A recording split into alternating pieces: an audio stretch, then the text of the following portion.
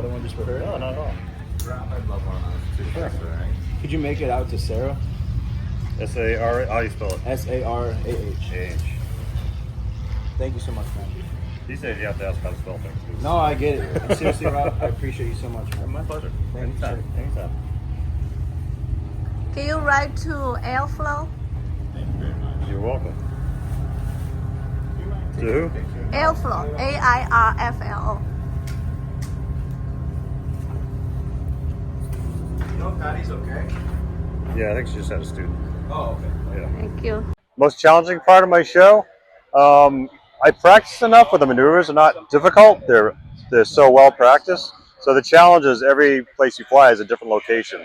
And just knowing what the landmarks are, what the references are, if there's anything in the way down near to the ground. So just learning the site that you're at is the difficult part. How many times I've been at Sun and Fun? I've actually lost count. I've been here a lot. I came here young when I first started flying, just as a spectator, and now I'm performing here. So it's been quite a few times.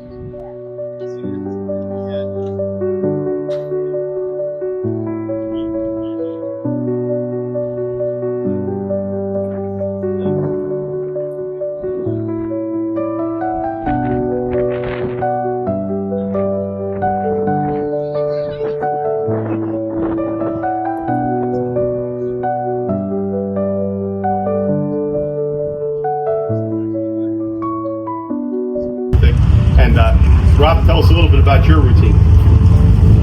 Well, Leo's obviously an inspiration to me too. One thing I always liked about him, this show started from the second wheels came off the ground, the second wheel. So I've kind of been inspired to structure my air show that way. So it goes right from takeoff, trying to show people things hopefully they haven't seen airplanes before. I try to think outside the box and come up with new stuff. I just love the creative process. I just try to figure it out. You come with like 99 ideas, 98 don't work. Strike on that one stuff. Yeah. And just go. Well, it's pretty impressive because you guys both do stuff that doesn't look like airplanes should be able to do that. And you don't just fly the airplane, you wear the airplane, you do things that are just incredible. And like you said, you tried 99 things and one works. What the creative process? Tell us a little bit about the creative process. How do you come up with some of these maneuvers? I mean, to me, it's you wake up at 2 in the morning going, I wonder if I can make the airplane do whatever it is you're just thinking about. And you just think about it for a long time. How can you make it have? What's aerodynamics for the gyroscopics? What can it develop into? What are the outs? And then after a long time of trying to work it through, you just go over there and try it up high. And you can usually tell right away if it's got potential or not. And if it does, you just keep on working on it until you perfect it. You don't want to put an air show until you don't have to think about it. It's like walking. If you want your attention to everything else, where's the crowd? Where's the wind coming from? Where's the crowd? That type of stuff. It's not as far back as people think it is. It's about 29.5%.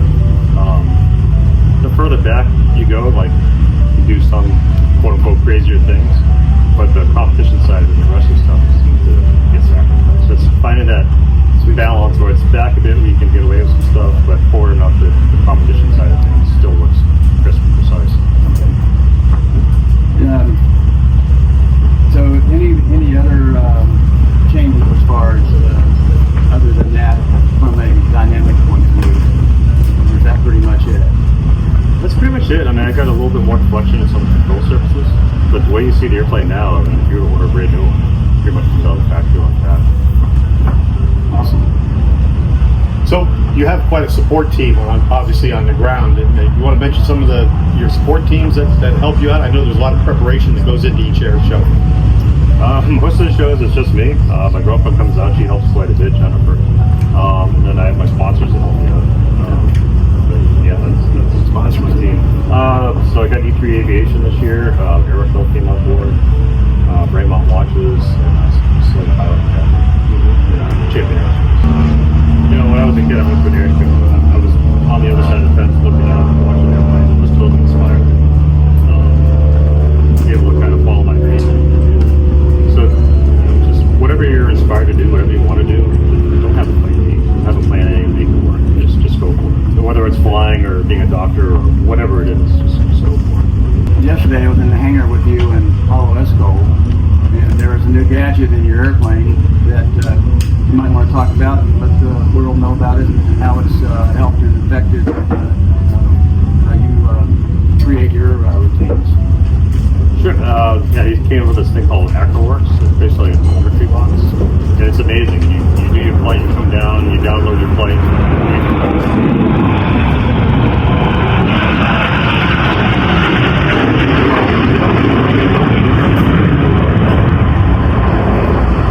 I'm sorry. He came up with this box called AcroWorks. Basically, it's a telemetry box. So you do your flight, you come down, you load it on the computer, and you can watch your flight from any angle.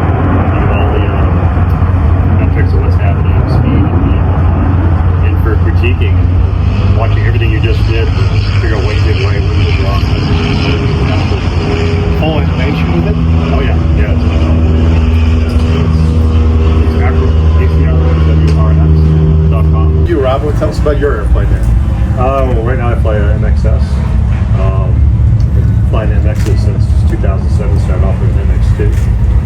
2011 transitioned to MXS, and then I got another MXS in 2019, which is the one behind us right now. And how has this one been modified for you? Now they pretty much come out of the factory like mine is right now, but in 2011 we modified an MXS. We changed the rudder, the elevator, canopy, cowling, wingtips, and the seating position. So, pretty stock. So tell us about your show, your performance. What kind of maneuvers, what's your favorite maneuver that you like to perform? Oh man, I get asked that all the time. I like the whole package. I like just try to put together, I mean, there's no such thing as a perfect routine, but just from start to finish trying to make it as perfect as possible and entertaining and nonstop and always